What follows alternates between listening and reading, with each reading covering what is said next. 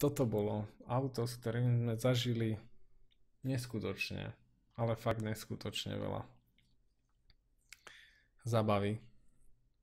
Vďaka tomu som sa naučil šmikovať, parkovať medzi kužele na ručnej brzde a voziť sa na aute, doslova na aute, akože na streche takto, alebo na kapote, alebo proste, chápete, že akčný film,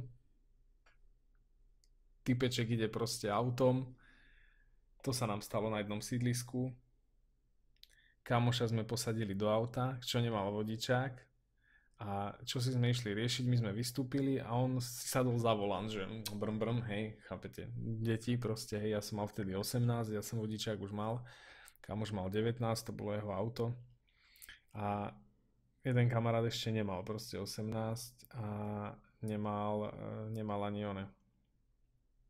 Nemal ani papiere proste a sadol si za volant a robil brm brm. A jak tam proste robil brm brm, tak my sme všetci chytro zozadu prišli k tomu autu a roztlačili ho proste úplne brutálne po ceste. On začal chytať úplné fleše, že on bol z toho proste úplne mimo, hej. A tak ja som sa rozbehol, proste, že akčný film, fakt, jak píše Fero, rýchlo a zbesilo, bežím, hej, to už môžem dať do prdele to auto. Rýchlo a zbesilo, bežím proste a že skočil som na kapotu na auto, proste chytil som sa takto za one a že ja ťa zachránim a tam som sa proste hádzal na tom aute, hej, potom som sa z neho skotúval dole, už za auto zastavilo, strašná fan bola. Dopadlo to tak, že nám sa nič nestalo, to vtedy, to ešte som predbehol, toto nebola tá príhoda s policajtmi. Dopadlo to tak, že kamarát bol na druhý deň v obchode na tom sídlisku a mal MP3 v ušoch. Ale dohrala mu pesnička a mal vypnutú, ale štuple si nechal v ušoch. A sedeli tam takto predávačka a vedľa na pokladni ďalšia predávačka. A začali sa o ňom rozprávať, lebo si mysleli, že nepočuje, tak on je, že hej, to je ten feťák, čo včera skákal po tom aute. On že pozeral tak na tú predávačku, že vod, takže odtedy sme boli feťáci, ktorí sa hádžu pod auta. To je jedna vec. A druhá vec bola taká, že už poviem teraz naozaj tú príhodu,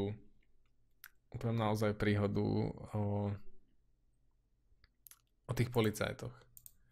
A dám si asi na to skicár, aby ste pochopili, prečo si nás tí policajti všimli trošku viac, ako by asi mali v pláne. Mám si kreslenie, neviem kresliť, hej, takže to bude vyzerať trošku funny. Že pup. Máme to takto. Nie som feťak. No, začalo to tým, že sme behali na aute. A kamarát mal prerobené rádio na kazety a mal to spravené tak, aby tam mohol pripojiť cez kábel MP3 prehrávač a mohli sme počúvať, čo chcete. Chápete? Mladí chalani v aute, proste okná dole, proste mohla byť minus 20 stupňov, aj tak sme mali tie okná dole, aj tak sme mali proste na plné gule zapnutú hudbu. Ešte, mladí chalani, machery, sa. No a stalo sa raz tak, že sme proste išli a my sme vždy blbli a hlavne v zime proste to boli fleky, to boli proste somariny, vyskakovanie z auta, naskakovanie za jazdy do okien proste a takéto veci. To sme robili furt, takéto niečo proste. A sa stalo, že ideme uprostred mesta a kamaráti išli po chodníku.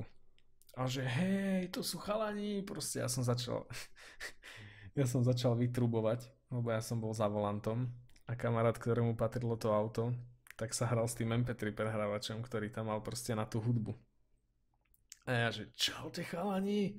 A on zo srandy samozrejme ako vždy otvoril dvere, že a strčil sa do okna, do dverí proste, že čaute. A v tom, jak otvoril tie dvere, tak proste ja som zatočil na ručnej, aby proste sme urobili nejaký strašný efekt, ako vždycky. A jak som proste hodil tú ručnú, tak ten MP3 prehrávač proste, že šup z toho okna von. MP3 prehrávač sa zapichol do snehu. Kamarát hovorí, zastav, ja tam mám MP3 prehrávač, proste, že ja ho musím nájsť. Zase ručná, zaparkovanie, že OK, choď hľadať MP3 prehrávač. Kamož vystúpil, proste a že išiel hľadať. No a teraz vám ukážem, že ako som ja zaparkoval tú Škodovku, hej, aby ste mali asi pre predstavu, prečo tí policajti mali na nás spadnuté. A by the way ešte hovorím, že to bol Jastrab zrovna vtedy, čiže zvýšená policajná pohotovosť, hej, viac kontrol a bla bla bla. No a ono to vyzeralo asi nejako takto. Toto bola hlavná cesta. Tak to bola hlavná cesta. Ja skúsim nakresliť hlavnú cestu, aby každý pochopil. Dobre, toto je hlavná cesta. Takto bola odbočka na parkovisko. Tu sa odbočoval na parkovisko a teraz tu bolo parkovisko, tak to bola cesta. To bolo druhé parkovisko a teraz tak to bolo. Ideme kresliť parkovisko, nech každý vie, že to je parkovisko. Toto je parkovisko, hej. Tuto je druhé parkovisko.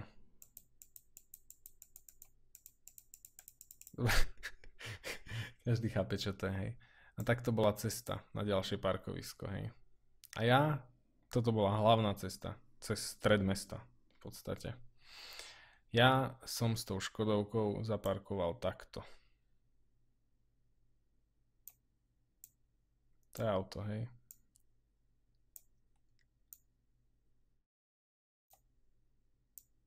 No. Tuto niekde bol MP3 prehrávač. Kamoš vystúpil, išiel ho hľadať a ja som to takto elegantne proste zaparkoval. Prečo nie? Bola noc, boli prázdne cesty, boli prázdne parkoviská, proste na čo by sme parkovali normálne, hej?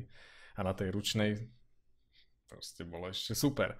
No a takto si išli páni policajti, hej, na aute. A teraz pozerajú tí kokso na nás, že čo sa robí? Dobre, tak už som videl, že pán policajt vyhodil smerovku a bude to sranda. Pán policajt prešiel takto a zaparkoval úplne vedľa mňa, aby sme boli okienko. Čiže úplne vedľa mňa bol, takto som sedel za volantom a takto pán policajt proste za volantom sedel. No. Ďalšia vec bola taká, že my sme mali pokazené okno. To znamená, že okno bolo zatvorené, prišiel pán policajt a pán policajt chcel, aby som otvoril okno, tak ja som proste iba takto drbnul do dverí a okno, že spadlo, hej, a už sa nedalo odvrátiť. Keď kto chcel znova zavrieť okno, musel rozobrať celé dvere a znútra ho vytlačiť to okno von.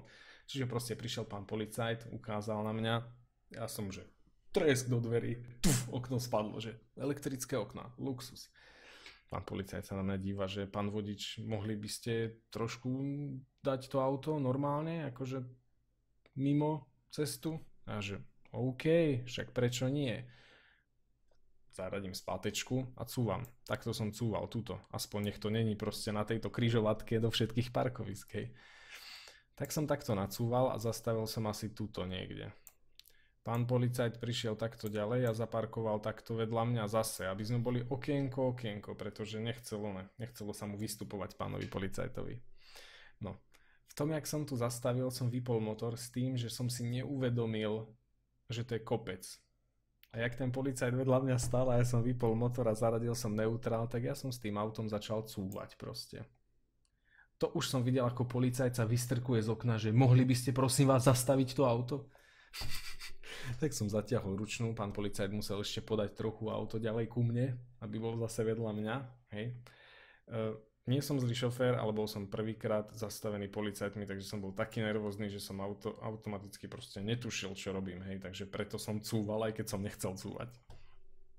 Tak to dopadlo tak, že policajt už normálne stojíme vedľa seba, zatiahnuté a že papiere od auta, prosím vás, vodičský, technický preukaz a toto.